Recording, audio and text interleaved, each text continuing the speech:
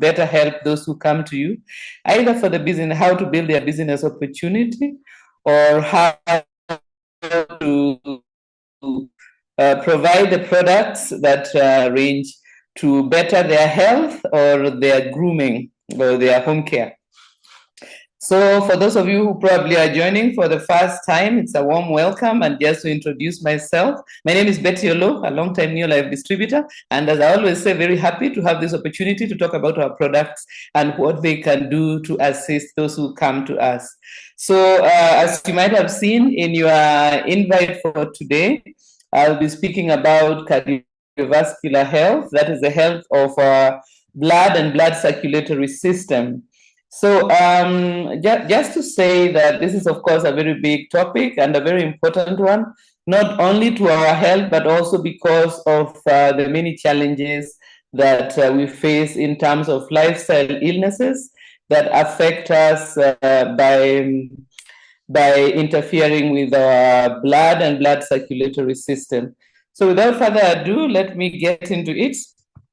The first point I wanted to make was just a general, maybe reminding you about our circulatory system and a few things about what it is about. So the first thing is that the blood circulatory system is also usually referred to as the cardiovascular system. It consists of the blood vessels, and the heart. So the heart, as you will probably be quite aware, is a pump, but it is made of muscle. So the muscles of the heart are responsible for pumping blood through the blood vessels to reach all the tissues of our bodies.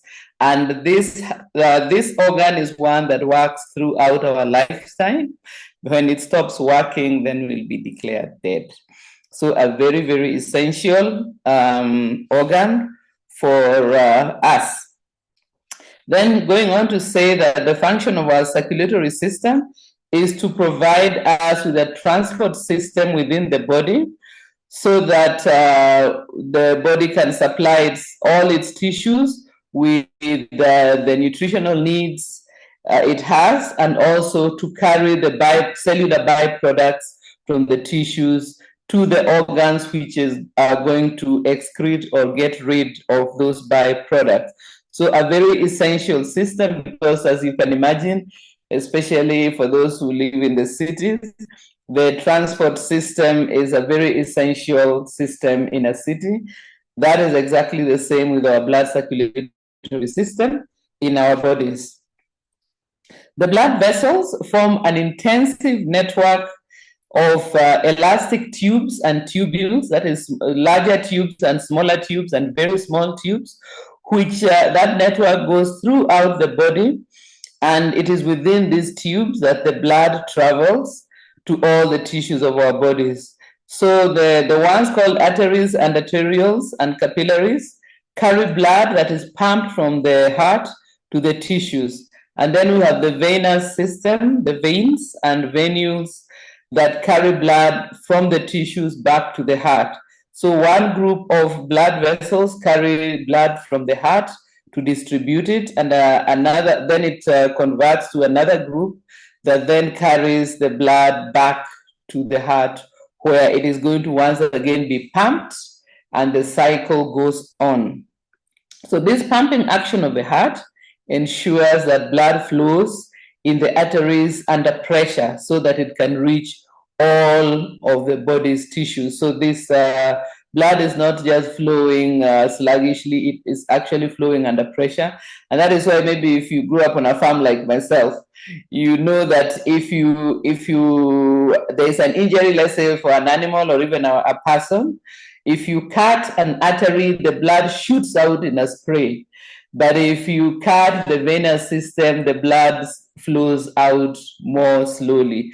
And that is because the pressure in the arteries is much higher, since the blood has just been pumped. And then the blood in the veins is not under so much pressure, because it is returning from the tissues back to the heart to be pumped once more. So then this pumping action, as I said, makes sure that the blood flows in the arteries under pressure, and the blood pressure is exerted on the walls of these tubes, just like if you can imagine if you have a pump, with what are these things called for sprinkling water, the pipes that you the tube, the green ones, what are they called? Hose. Yeah, like a hose pipe. Sorry, I just had a glitch there in my head, I think. So anyway, imagine water being pumped from a pump going through a hose pipe. It will be under high pressure close to the pump, but as it goes further and further away from the pump, the pressure eases. So that is the same. More is something that we can use to compare. Then I wanted to also mention that the blood pressure which is exerted has got a normal range. If it goes outside of this range, then we'll either say that the blood pressure is too high or the blood pressure is too low. And I'll come back to this issue because one of the lifestyle illnesses that appears very much in the course of doing our business and also in our Q&As is the issue of abnormally high blood pressure. Occasionally, we do also get questions about low blood pressure. I also wanted to add there a final point of this section that the kidneys also have a role to play in the blood circulatory system. It's not a major role, but it is an important role because the kidney maintains the volume. It regulates the volume of blood. So the fluid component of blood is regulated by the kidney. It is the one that can either increase the volume or decrease it, because remember that the kidney is responsible for the salts and the fluids and getting rid of excess fluids or retaining fluid when we don't have enough.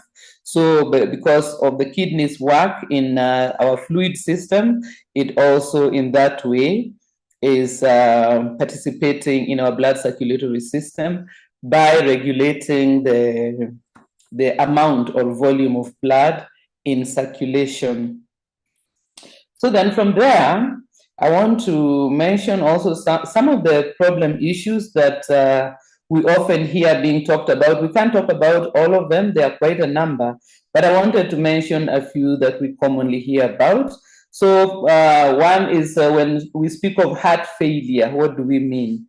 So when we speak about heart failure, we don't mean that the heart has actually failed and it's no longer working. What we mean is that the heart is no longer working efficiently as a pump. So the pump is if you ever have used a pump, sometimes the pump is working well and pumping well, but it can also, maybe because of age or because of a fault in it, it might not be pumping well. So when we speak about heart failure, we are simply saying that the heart's ability to efficiently pump blood under the correct pressure to all parts of the body has diminished. So that means that kind of the heart is weak in its work. And one of the reasons why we recommend things like exercise is so that we can have a strong heart. Remember that the heart is a muscle, it's made of muscles. And these muscles work for a lifetime from the day that you are, in fact, before even you are born, until the day we die, which means that we have to take care of this muscle, keep it in good condition. And the way to keep muscles in good condition is by working them. One of the ways the type of exercises that help our heart muscle to be stronger and healthier is what you call cardiovascular exercise. That is exercises like jogging, like maybe rapid walking fast, things like swimming. Anything that gives your heart increases your heart rate a bit means that your heart is now working hard and you are improving its ability to work well. So the more sedentary we are, the more we are risking our hearts becoming less efficient, and maybe eventually we can find ourselves with a failing heart.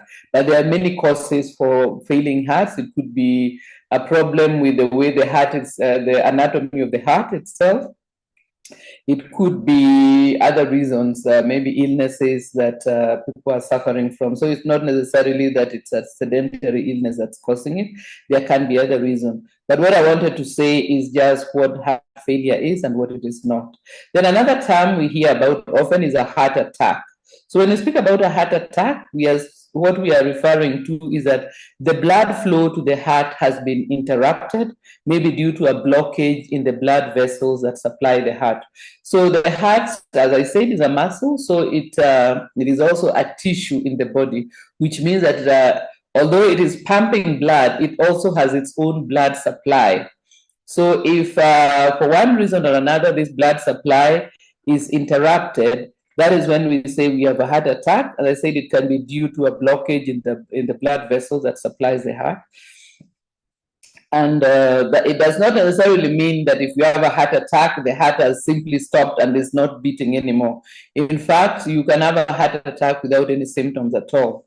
But of course, it is an indicator that things are not good, and maybe your blood vessels are not as clear as they should be. Because if they are getting blocked, it means that the insides of the blood, the inner surface of the blood vessels has got plaque that is now interfering with the flow of blood. Then the last terminology I wanted to put here is what you may have heard of as cardiac arrest, maybe in TV programs and all this type of thing. So this is when the heart suddenly stops beating. So the TV programs or maybe the ones that speak about hospital are very fond of the drama of showing that the heart is now stopping, and then they start doing that with those stuff that they use to bring the heart back into beating.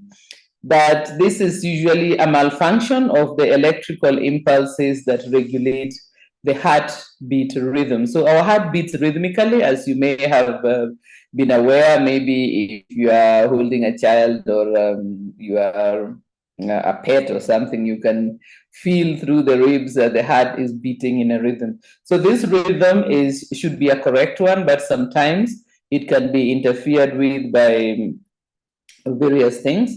And then then you have what we say is an irregular heartbeat.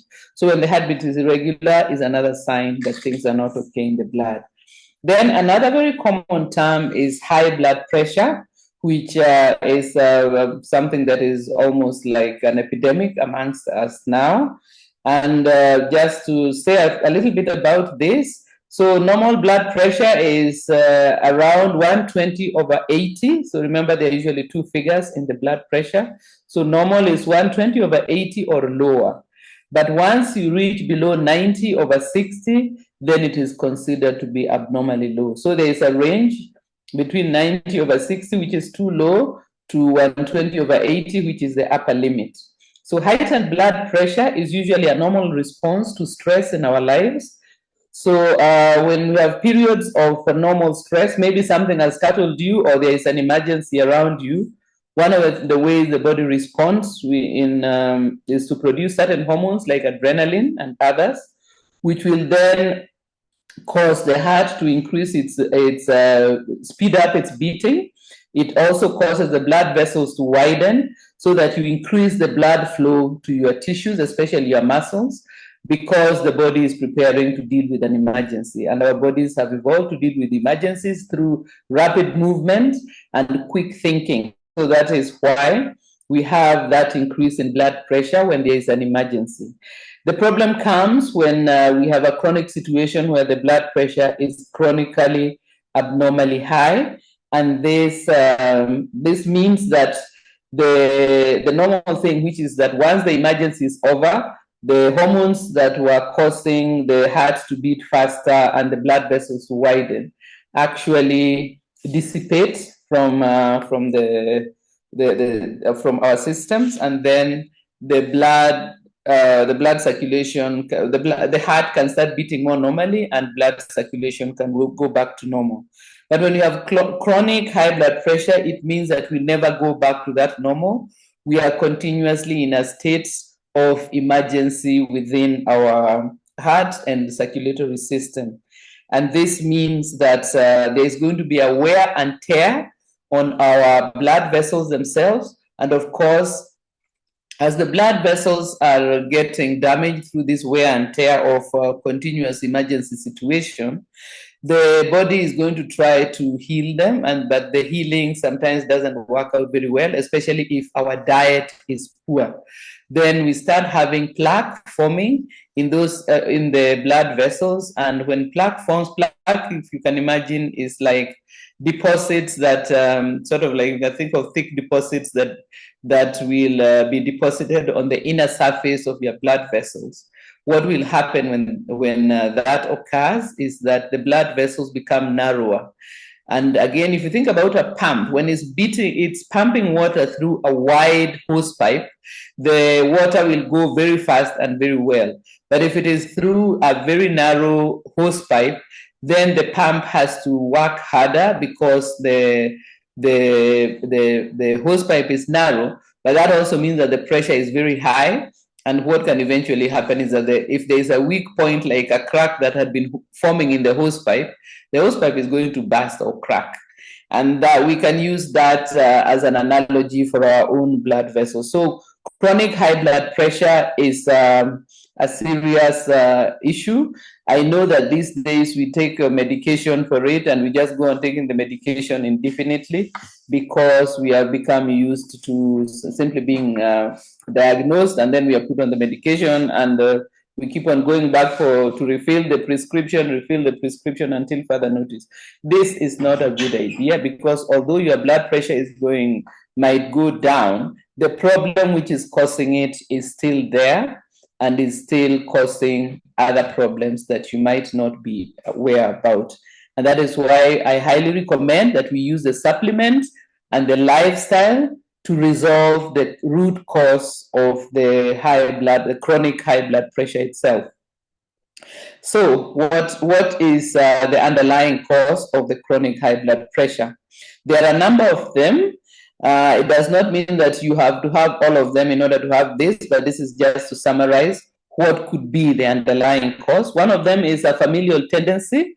So, for example, people of African origin, people like most of us here on this call, have a higher risk of developing chronic high blood pressure at an earlier age. So maybe by the time we reach our 40s, we start noticing that our blood pressure is creeping above normal. Another underlying cause is aging. Once we reach the age of 65 and over, our blood vessels become less elastic. Remember, I said that the blood vessels are supposed to be elastic because then they are able to absorb the pressure from the blood that is flowing through them. But as they become more rigid or less flexible, then of course there will be damage, and that process of damaged blood vessels will start occurring. So age, of course, there's nothing we can do about aging, but there's nothing we can do about our familial tendencies. Let's say if we are of African origin, we just need to be aware that we are under higher risk of this and take the points. Remember, we say that genetics loads the gun, but it does not fire the gun. Our lifestyle is what fires the gun. So what we need to do is to be aware that even though we have a loaded gun for high blood pressure, we can actually make sure that gun is not fired for many, many, many years until we are very well into our old age and ready to move on to the next stage. So other causes which are within our power to mitigate are chronic kidney disease is another one that can be. Remember, I said that the kidneys also play an important role in blood circulation. So if you have chronic kidney disease, it's going to contribute to chronic high blood pressure. If you have type 2 diabetes, it much increases your risk of developing chronic high blood pressure. If you even have the pre-diabetes. And another item is obesity. If you have excessive unhealthy body fat, then it puts more pressure in our blood circulatory system, and eventually we can develop chronic abnormal high blood pressure. So all these points I've spoken about, the kidneys and the diabetes and the obesity, these are lifestyle problems which are linked to unhealthy lifestyle, which involve very prolonged periods of sitting. It involves maybe excessive alcohol use, poor dietary choices, and so on, and also chronic stress. So for the first two, the ethnicity, our ethnicity, we cannot change that.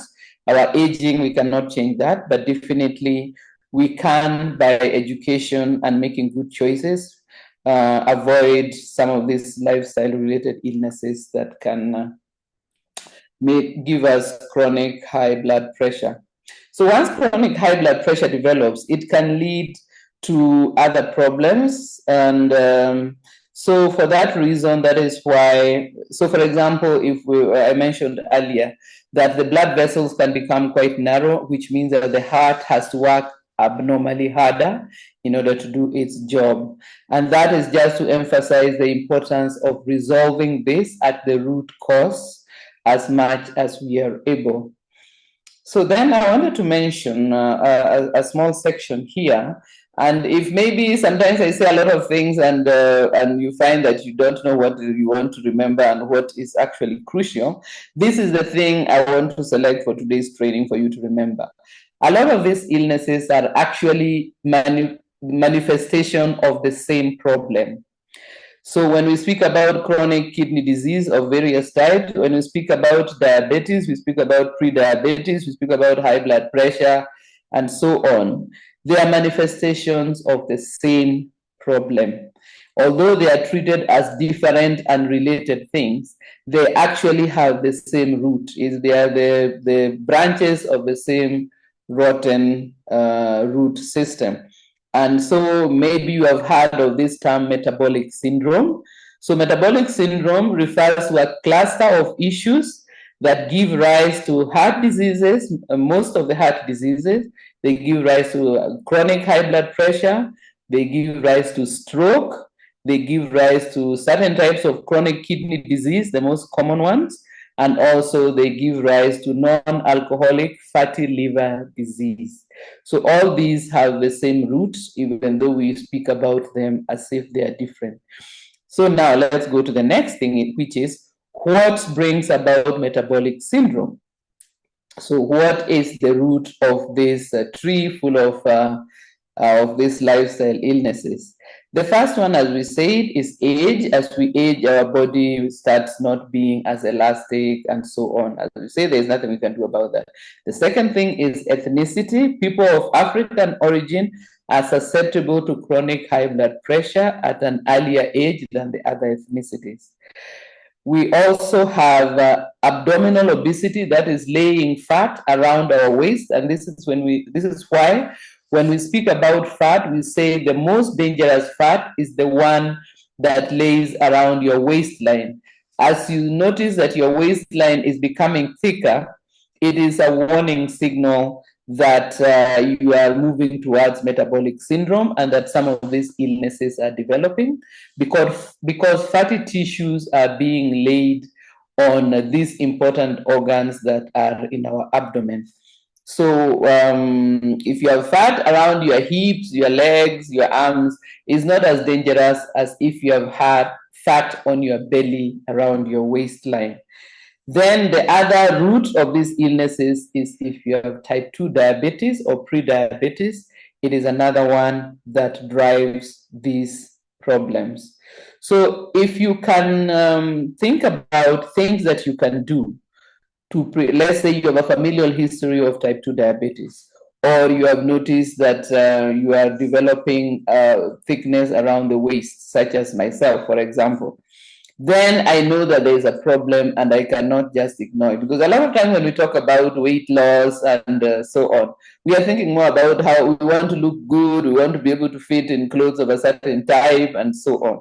But just remember that having a smaller waistline, remember I think I've mentioned before that your waistline should be half the measurement of your height. So for example, I'm 1.5 meters tall. My waistline should be half of that. So if we notice that it's starting to be out of line there, then it is a warning that we are now moving towards abdominal obesity, and abdominal obesity drives a lot of these lifestyle illnesses. So that is an important thing. And whenever we are thinking about all these different illnesses for ourselves, for our families, for those people who we are trying to educate or influence, this is what we should think about. That many of these problems, once we work on one, it is going to resolve others. So what can we do in order to mitigate against the metabolic syndrome? What can we do in order to avoid this or to help to, reverse it? And this is when we speak about a healthy lifestyle. This is what the healthy lifestyle is all about. It means a healthy diet which has got which is rich in nutrients and has got 80% minimally processed food. So it may not be 100%, but we can aim for around 80% of the food should be minimally processed. When we speak about minimally processed, we are speaking about food that if you look at it, you are able to recognize what it was made from. So for example, if you are eating your meat, you can see that it looks like the meat that you bought from the butcher. So you are able to tell that although it is now cooked, but you are able to recognize its origin. On the other hand, if you are eating a cake, you really can, of course, you know it comes out of flour that has been from a grain that has been milled. But by looking at it, you can see that it has been heavily processed. And a lot of time, if you're not making the cake yourself, there may have been preservatives and additives and colorants and all sorts of things in there. So that is the first thing we have here. Have a healthy, nutritious diet, mainly made of minimally processed food. This will include animal foods and animal products. It will include plant foods, fruits and vegetables, and so on. One of the biggest culprits is usually carbohydrates. Try to opt for carbohydrates that you can eat, which are minimally processed. Things like sweet potatoes, arrowroots, yams, cassava, all these are good, but remember, we need to keep them on the lower side. I was hearing Pascal was telling me about a person who is very fond of a certain flat bread that we like in East Africa, chapati.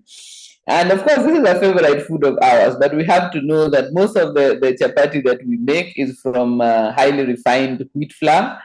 And maybe if we once in a while we want to make chapati, we should use whole grain flour, which is maybe the chapati will not be exactly like the one made from the highly refined flour, but it is better for you than the other one. So anyway, moving on to the next point of our healthy heart lifestyle, we need to exercise and include activity in our lifestyle. So you can, let's say we are exercising for 30 minutes every day or maybe 5 to 7 days a week. But remember, if you are exercising for 30 minutes, but you are sitting for the rest of the time and then going to bed, it is not enough. It is important to try to look for other ways to be active, maybe by doing your own chores, maybe by finding opportunities to walk at lunchtime or at other times. Just try to be creative about how to make your lifestyle more active, because exercise improves health and strengthens the heart. Exercise improves the health and the strength of our heart muscle. It also improves circulation and it helps to normalize our blood pressure. Exercise will also help to normalize blood sugar. That is something we always recommend when we speak about type 2 diabetes, that it is a useful thing after a meal. If you are pre-diabetic or diabetic, go for a walk after your meal so that you help to normalize your blood sugar. And then also another thing we can do another thing that exercise helps us with is to cope with and resolve stress. If you are having a stressful time, maybe you go for a quick walk or other types of exercise or activity. It helps to dissipate those stress hormones that can accumulate in our systems. And of course, exercise also helps us in maintaining healthy body weight. Here also just to mention that if you are making poor food choices, exercise is not going to cancel that out. You cannot eat unhealthy, fattening food and then exercise and hope to lose weight. What we need to do is make good dietary choices, and then exercise helps us to maintain that healthy weight that we acquire. Next thing in the healthy lifestyle is to, as much as possible, safeguard your 7 to 8 hours of sleep. We will have a topic of the importance of rest and sleep. That this is very, very, very important for health, heart health, and general health as well. Reduce harmful choices such as smoking, junk food, excessive alcohol use, and sedentary lifestyle. And then finally, also resolve and manage or eliminate stressors from your life as much as you are able. And then, of course, we have the Neolife products that will target this issue. Remember, we say that the Neolife supplements, together with good lifestyle choices, are the way to go in guarding ourselves or helping ourselves reverse these lifestyle illnesses. The first product in my list is omega-3 salmon oil, which helps to prevent the formation of plaque, which adheres to the inner surface of our blood vessels. And this helps to lower abnormally high blood pressure and helps to bring it back to normal. So omega-3 salmon oil, very important. Then we have lipotropic adjuncts, which is a group of vitamins that prevent the accumulation of harmful fat in the blood, and also work with omega-3 salmon oil in preventing the formation of plaque. Then we have next in the list garlic allium complex, which prevents the production of hormones that signal the body to constrict blood vessels. So garlic allium complex will also play a role in helping to lower the blood pressure and also to make the consistency of the blood healthier. Then we have coenzyme Q10, which supports efficient beating of the heart and thus reduces the incidence of heart problems. Then the other one that will assist in this range is magnesium complex, which also helps in regulating the heartbeat rhythm and also works against irregular heartbeat. So magnesium complex is the fifth one in the list. Then finally, I would also add there vitamin C complex or flavonoid complex, or both if you like. Helps to repair damaged tissues, including blood vessels. So vitamin C is very helpful in the healing and repairing of damaged membranes and vessels and so on. So those are the products that I would recommend.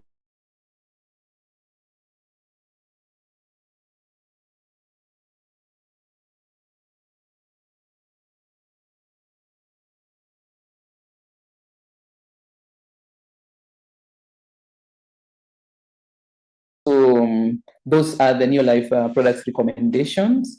But remember, this goes hand in hand with those lifestyle points that I've made before that. So I see that my time is up. So allow me to thank you very much for having spent the